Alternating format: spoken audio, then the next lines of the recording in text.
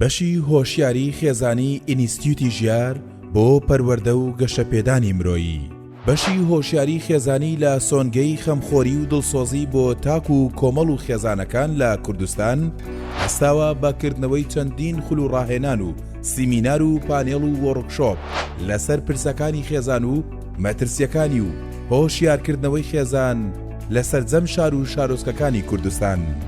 لە ماوەی ڕابردووشدا چەندین خول و ڕاهێنانی بۆ تازە هاوسەرگیران ئەنجام داوە.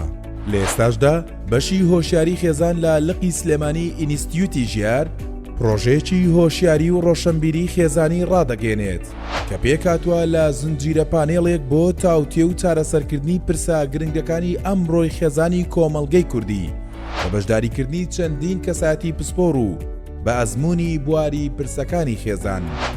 زانیاری لەسەر پرۆژەکە 7 پانێڵ پێشکەش دەکرێت. هەر پانێڵێک 2 تەوەر لە خۆ دەگرێت. پرۆژەکە نزیکەی 2 مانگ دەخایەنێت.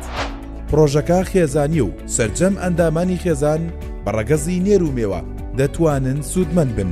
هەموو تەوەر و بابەتەکان تایبەتن بە پرسی خێزان.